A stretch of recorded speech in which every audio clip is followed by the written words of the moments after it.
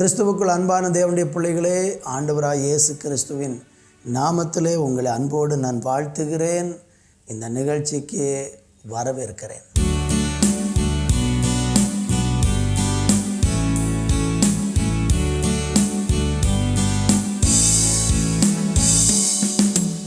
ஆயிரம் ஆயிரம் நன்மைகள் அனுதினம் என்னை சூழ்ந்திட, கிருபையும் இரக்கமும் அன்பும் கொண்டீரே. ஆயிரம் ஆயிரம் நன்மைகள் அனுதினம் என்னை சூழ்ந்திட, கிருபையும் இரக்கமும் அன்பும் கொண்டீரே. நல்ல எபினேசராய் என்னை நடத்தி வந்தீரே, நன்றி சொல்ல வார்த்தை இல்லையே. நல்ல எபினேசராய் என்னை நடத்தி வந்தீரே, நன்றி சொல்ல வார்த்தை இல்லையே.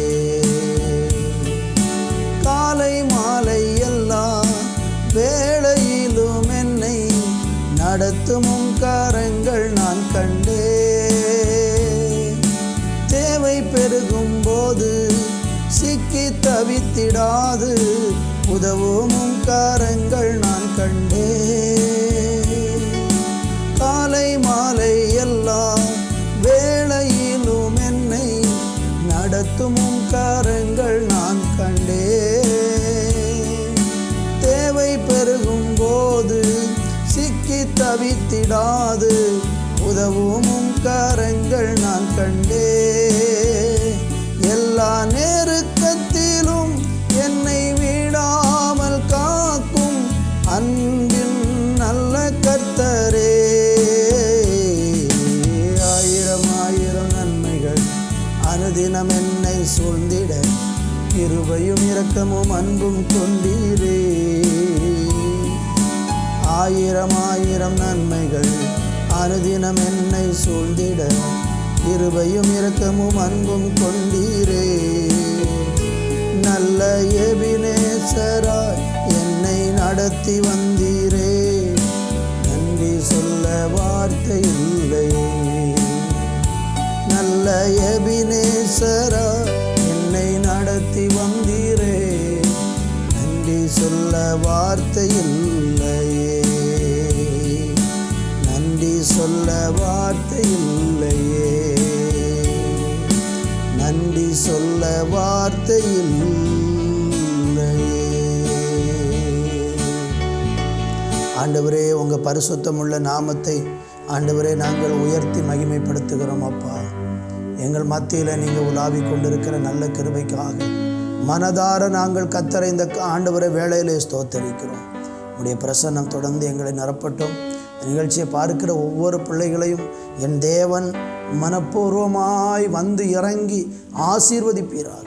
இயேசு கிறிஸ்துவின் நாமத்தில் ஜெபிக்கிறோம் எங்கள் நல்ல பிதாவே, ஆமேன், ஆமேன்.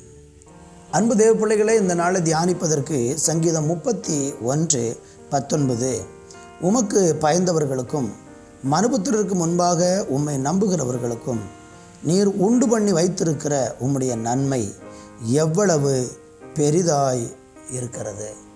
அருமையானவர்களே, நமக்கு அவரை நம்புகிற, அவருக்கு பயந்து அவரை நம்புகிற ஒவ்வொருவருக்கும் ஆண்டவர் உண்டு பண்ணி வச்சிருக்கிற அல்லது ஆயத்தப்படுத்தி வச்சிருக்கிற நன்மைகள் ரொம்ப பெரிதாக இருக்கிறது என்று சொல்லப்பட்டிருக்கிறது. சில நேரம் ஆண்டவர் நமக்கு செய்து ஆயத்தப்படுத்தி வச்சிருக்கிற நன்மைகள் நம்முடைய கண்களுக்கு தெரியாதது போல மறைக்கப்பட்டு போய் இருக்கும். நீங்கள் வேத புஸ்தகத்திலே படிக்கும் பொழுது 1 கொரிந்தியர் 2:9-10 இப்படி சொல்லுகிறது. எழுதியிருக்கிறபடி தேவன் தம்மிடத்தில் அன்பு கூர்கிறவர்களுக்கு ஆயத்தம் பண்ணினவைகளை கண் காணவும் இல்லை, காது கேட்கவும் இல்லை, அவைகள் மனுஷனுடைய இருதயத்தில் தோன்றவும் இல்லை. நமக்கோ தேவன் அவைகளை தமது ஆவியினாலே வெளிப்படுத்தினார். அந்த ஆவியானவர் எல்லாவற்றையும் தேவனுடைய ஆழங்களையும் அறிந்திருக்கிறார் என்று நாம் இங்கே பார்க்கிறோம். அருமையானவர்களே, நம்ம கண்களுக்கு மறைக்கப்பட்ட சில காரியங்களை தேவன் நமக்காக ஆயத்தப்படுத்தி வச்சிருக்கிறார்.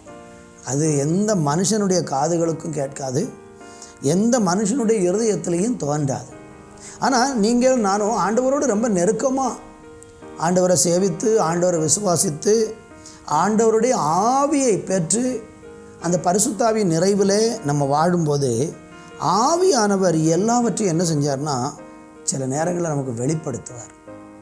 ஆனால் உங்கள் உள்ளத்தில் தெரியும், நான் ஆண்டவரை சேவிக்கிறேன், ஆண்டவரை சேவிக்கும்போது எனக்கு ஒரு பெரிய ஆசீர்வாதம் இருக்கிறது என்பதை ஆண்டவர் பல நேரங்களில் வேத வசனத்தை கொண்டு நம்மோடு கூட பேசிக்கொண்டே இருப்பார்.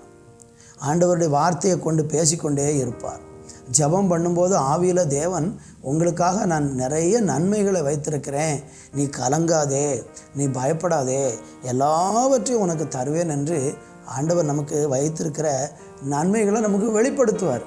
அப்போ நாம் செய்ய வேண்டியது என்னென்னா, தேவன் அவர் பயந்தவர்களுக்கும் மனுபுத்திரக்கு முன்பாக அவரை நம்புகிறவர்களுக்கும் உண்டு பண்ணி வச்சிருக்கிற நன்மைகள் ரொம்ப பெரியது என்பது நமக்கு நன்றாக தெரியும். 7ஆம் புத்தகத்தில் 23ஆம் அதிகாரம் 23வது வசனத்தில் வாசிக்கும்போது ஒரே ஒரு நன்மையை சொல்ல விரும்புகிறேன். யாக்கோபுக்கு விரோதமான மந்திரவாதம் இல்லை, இஸ்ரவேலுக்கு விரோதமான குறி சொல்லுதலும் இல்லை. தேவன் என்னென்ன செய்தார் என்று கொஞ்ச காலத்தில் யாக்கோபையும் இஸ்ரவேலையும் குறித்து சொல்லப்படும். பாருங்கள், யாக்கோபுக்கு விரோதமாக, இஸ்ரவேலுக்கு விரோதமாக ஒரு மனுஷன் எழும்பி சபிக்கும்படியாக வந்திருக்கிறார். அந்த சாபமான வார்த்தையை சொல்ல வேண்டிய மனுஷனுடைய வாயிலிருந்து ஆசீர்வாதமான வார்த்தையை தேவன் கொடுத்து சொல்கிறாரு. தேவன் என்னென்ன செய்தார் என்று கொஞ்ச காலத்தில் யாக்கோபுக்கும் இஸ்ரவேலுக்கு குறித்து சொல்லப்படும். ஆண்டவர் சீக்கிரத்தில் உங்களுக்கு செய்ய போகிற நன்மையை உங்களுக்கு வெளிப்படுத்துவார். நீங்கள் அதை அனுபவிக்கும்படியான அந்த பாக்கியத்தை கர்த்தர் உங்களுக்கு செய்வார்.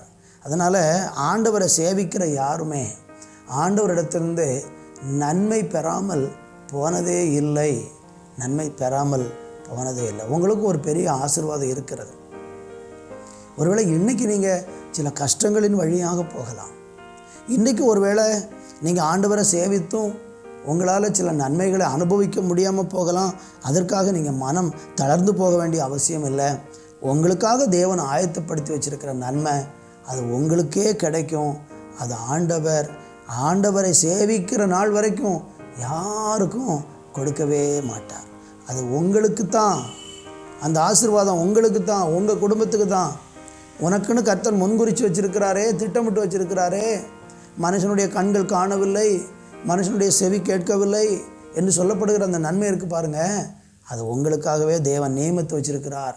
பொறுமையோடு இருந்து ஜெபம் செய்து அவருடைய வழியிலேயே நீங்கள் நடந்து அவரை சேவிக்கும்போது கட்டாயமாக ஆண்டவர் அந்த நன்மையை உங்கள் குடும்பத்தில் நிறைவேற்றுவார். சந்தேகப்படாதீங்க, அவிசுவாசப்படாதீங்க, மனம் தளர்ந்து போயிடாதீங்க. நான் இத்தனை காலம் ஆண்டவரை சேவித்தும் எனக்கு என்ன பிரயோஜனம்னு சொல்லாதீங்க. உங்களுக்காக வச்சிருக்கிற நன்மைகளை சீக்கிரத்தில் தேவன் காண பண்ணுவார். நல்ல பிதாவே, இந்த வேலைக்காக நன்றி.